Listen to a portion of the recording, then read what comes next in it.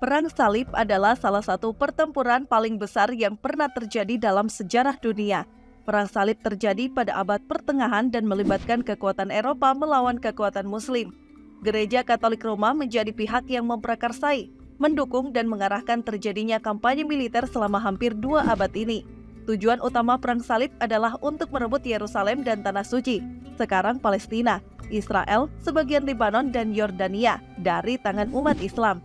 Pertempuran ini disebut Perang Salib karena ekspedisi militer dari Eropa menggunakan tanda salib pada bahu, lencana ataupun panji-panji mereka sebagai simbol yang menunjukkan bahwa peperangan yang dilakukan adalah perang suci.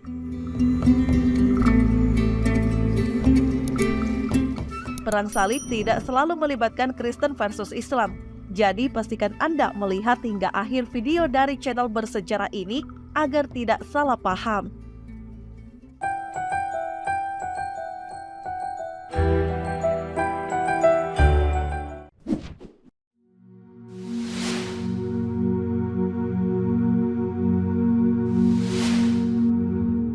Perang Salib merupakan serangkaian perang bersejarah mengiringi abad pertengahan.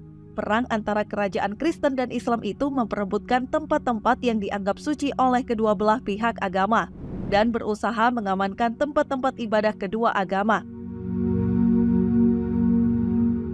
Perang Salib adalah sebutan bagi perang-perang agama di Timur Tengah dan Eropa antara abad ke-15 sampai abad ke-17 yang disokong dan ada kalanya diarahkan oleh Gereja Katolik. Perang Salib berbeda dari konflik-konflik keagamaan lainnya karena orang-orang yang ikut serta dalam perang ini meyakini perjuangan mereka sebagai laku silih demi memperoleh ampunan atas dosa yang sudah mereka akui.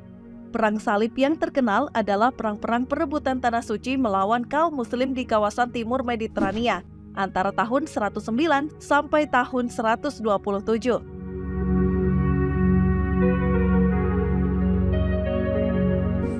Perang Salib pertama kali dicetuskan oleh Paus Urbanus II pada tahun 1095 dalam sidang konsili Clermont. Ia menghimbau hadirin untuk angkat senjata membantu Kaisar Romawi Timur melawan orang Turki Saljuk dan untuk melakukan ziarah bersenjata ke Madinah. Imbauannya ditanggapi dengan penuh semangat oleh seluruh lapisan masyarakat Eropa Barat. Para sukarelawan dikukuhkan menjadi anggota Laskar Salib melalui pengikraran kaul di muka umum. Orang mengajukan diri lantaran didorong oleh niat yang berbeda-beda. Ada yang sekedar ingin pergi ke Yerusalem agar ikut terangkat beramai-ramai ke surga. Ada yang melakukannya demi bakti kepada majikan. Ada yang hendak mencari ketenaran dan nama baik. Dan ada pula yang bernafsu meraup keuntungan ekonomi maupun politik melalui keikutsertaannya.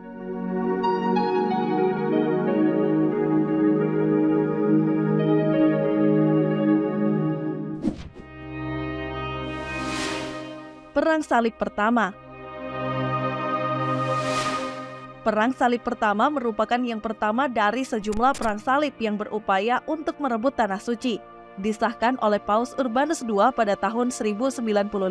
Perang ini dimulai sebagai suatu peziarahan yang meluas dalam kekristenan Barat dan berakhir sebagai suatu ekspedisi militer oleh bangsa Eropa Katolik Roma untuk mendapatkan kembali Tanah Suci yang diambil dalam penaklukan kaum Muslim atas Levan pada tahun 632 hingga 661. Pada akhirnya menyebabkan direbutnya kembali Yerusalem pada tahun 1099. Perang Salib I dimaklumkan pada tanggal 27 November 1095 oleh Paus Urbanus II dengan tujuan utama menanggapi suatu permohonan dari Kaisar Bizantium Alexios I Komnenos yang mengajukan permintaan agar para relawan dari Barat datang untuk membantunya menghalau kaum Turki Saljuk dari Anatolia. Suatu tujuan tambahan segera menjadi sasaran utama, yaitu penaklukan kembali oleh kaum Kristen atas kota suci Yerusalem dan Tanah Suci serta membebaskan kaum Kristen Timur dari kekuasaan kaum Muslim.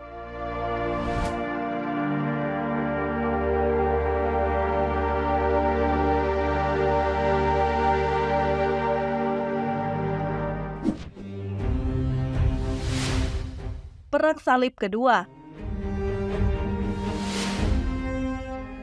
Setelah Perang Salib Pertama, banyak tentara salib berangkat dari wilayah asal mereka. untuk mengatur wilayah yang ditaklukkan. Mereka yang tetap tinggal mendirikan 4 pemukiman besar di barat, atau negara-negara tentara salib di Yerusalem, Edessa, Ethiopia, dan Tripoli.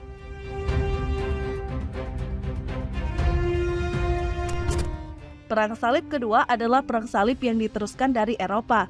Perang ini pecah akibat jatuhnya Konti Edessa pada 1146. Edessa adalah negara tentara salib yang pertama kali didirikan selama Perang Salib pertama, dan juga negara yang pertama kali jatuh.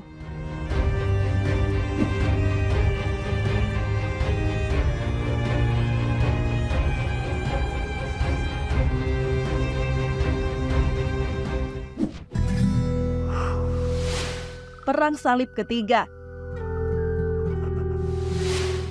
Seorang panglima bernama Saladin, yaitu Salahuddin Al-Ayyubi, mengambil alih kendali dan memulai kampanye penaklukan yang dipercepat setelah kematian Nuruddin pada 1174.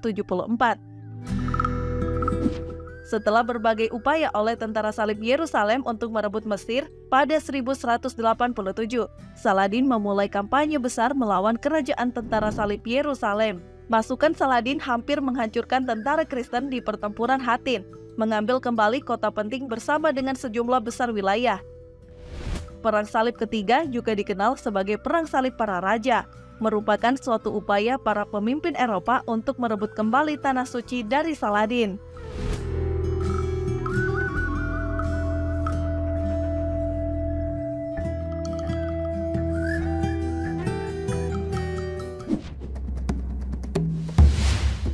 Perang Salib keempat.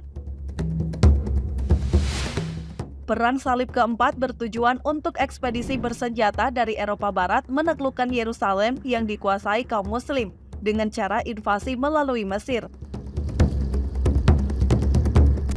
Perang Salib keempat berakhir dengan kejatuhan Konstantinopel yang ditandai dengan penaklukan berdarah dan hampir menghancurkan ibu kota Bizantium yang megah pada akhir tahun itu.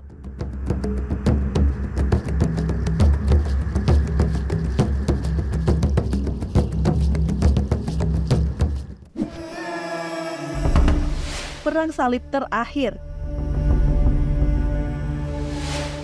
Seluruh perang salib sepanjang abad ke-13 telah dilakukan. Perang salib yang bertujuan untuk menjatuhkan umat muslim di tanah suci ini, tetapi malah memerangi setiap dan semua kelompok yang dipandang sebagai musuh iman Kristen. Terdapat beberapa kelompok perang salib seperti Perang Salib Albigensian, bertujuan untuk membasmi aliran sesat Katari atau Albigensian dari kekristenan di Prancis. Sedangkan Perang Salib Baltik berusaha untuk menaklukkan kaum pagan di Transilvania. Kemudian Perang Salib Anak terjadi pada 1212, ketika ribuan anak kecil bersumpah untuk berbaris ke Yerusalem. Meskipun disebut Perang Salib Anak, sebagian besar sejarawan tidak menganggapnya sebagai Perang Salib yang sebenarnya. Kemudian ada juga Perang Salib kelima. Tentara salib menyerang Mesir dari darat dan laut, tetapi dipaksa untuk menyerah kepada para pembela muslim yang dipimpin oleh keponakan Saladin, Al-Malik Al-Kamil pada 1221. Perang Salib ke-6 sebagai perjanjian perang damai dan berakhir 1 dekade kemudian, dan umat Islam dengan mudah mendapatkan kembali kendali atas Yerusalem.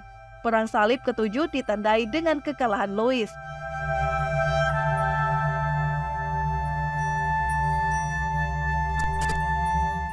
Perang Salib berakhir, kota Arce jatuh ke tangan Mamluk Muslim.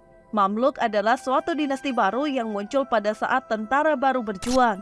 Sementara Perang Salib pada akhirnya mengakibatkan kekalahan bagi Eropa dan kemenangan Muslim setelah 200 tahun dijajah.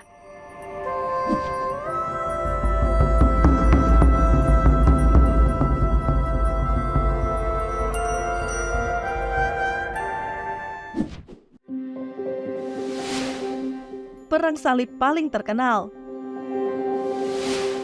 Perang Salib yang paling terkenal adalah 3 yang pertama. Perang Salib pertama adalah peristiwa yang sangat penting. Ini memulai gerakan Perang Salib dan mengakibatkan penaklukan beberapa kota besar dan kota-kota besar di timur dekat termasuk Edessa, Antioquia, dan Yerusalem. Perang Salib Kedua adalah peristiwa rumit yang tidak terbatas di Timur Dekat. Ini adalah tanggapan atas jatuhnya kota Edessa pada tahun 1144 oleh penguasa Turki, yaitu Imaduddin Zangi. Perang Salib itu sendiri berangkat untuk merebut kembali Edessa, tetapi tidak pernah mendekati target dan memuncak dalam pengepungan Damaskus yang gagal pada tahun 1148.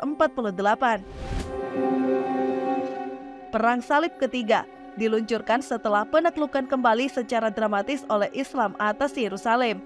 Paus melancarkan Perang Salib Ketiga setelah pertempuran Hattin, ketika penguasa Muslim Salahuddin Al-Ayyubi mengalahkan kerajaan Yerusalem. Kepausan menanggapi dengan meningkatkan perang salib baru yang besar yang dipimpin oleh penguasa seperti Frederick I dari Jerman, Philip II dari Perancis, dan Richard I dari Inggris, yang juga disebut The Lionheart.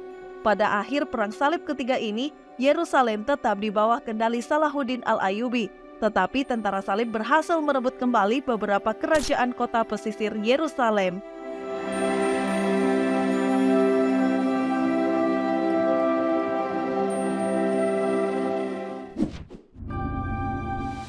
Istilah Perang Salib. Ketika Perang Salib I meletus, istilah Perang Salib belum dikenal. Kampanye militer umat Kristen kala itu disebut lawatan atau ziarah. Perang-perang dengan restu gereja ini baru dikait-kaitkan dengan istilah salib setelah kata crucesainatus, orang yang diberi tanda salib, dari bahasa Latin mulai digunakan pada akhir abad ke-12. Meskipun istilah Perang Salib telah digunakan oleh para sejarawan sebagai sebutan bagi perang-perang suci yang dilakukan umat Kristen semenjak 1095, peristiwa-peristiwa yang disebut sebagai Perang Salib sangatlah banyak dan beragam, sehingga penggunaan istilah ini dapat saja menimbulkan salah paham, khususnya terkait perang-perang salib perdana. Istilah Perang Salib dapat saja dimaknai secara berbeda, tergantung dari pandangan penulis yang menggunakannya. Giles Constable dalam The Historiography of the Crusades menjabarkan 4 sudut pandang berbeda di kalangan para pengkaji sejarah sebagai berikut, seperti kami kutip dari Gramedia Blog. Sudut pandang kaum tradisionalis. Kaum tradisionalis membatasi definisi Perang Salib sebagai perang-perang yang dilakukan oleh umat Kristen di Tanah Suci semenjak 1095 sampai 1291, baik untuk membantu umat Kristen di negeri itu maupun untuk memerdekakan Yerusalem dan makam suci dari penjajahan.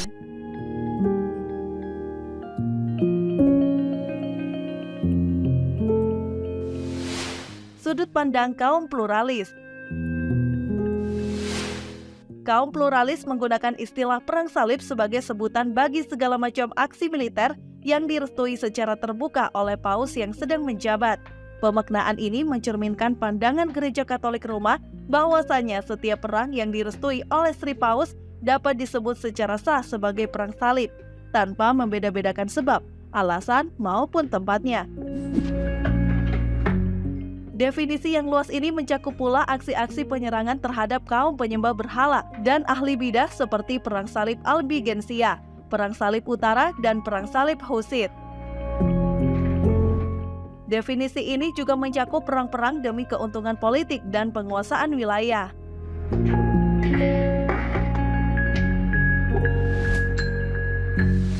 Sudut pandang kaum generalis. Kaum generalis memandang definisi Perang Salib sebagai segala macam perang suci yang berkaitan dengan gereja Latin dan yang dilakukan sebagai tindakan bela agama.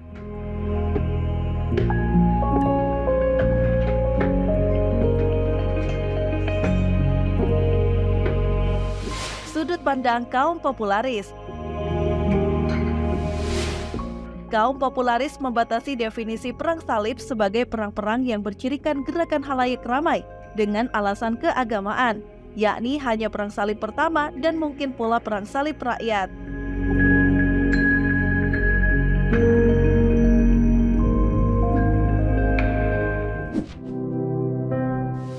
Penulisan sejarah.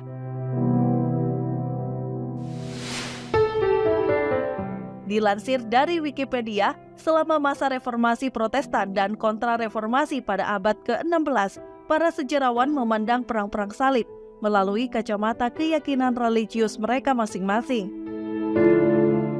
Kaum Protestan memandangnya sebagai suatu wujud dari kejahatan kepausan, dan kaum Katolik memandangnya sebagai pemaksaan kekuatan demi kebaikan. Para sejarawan abad pencerahan cenderung melihat abad pertengahan secara umum dan perang-perang salib tersebut secara khusus sebagai berbagai upaya dari budaya-budaya barbar yang didorong oleh fanatisme. Saat awal periode romantik pada abad ke-19, pandangan keras seputar perang-perang salib dan zamannya telah melunak. Keilmuan di kemudian hari pada abad tersebut menekankan pengkhususan dan detail.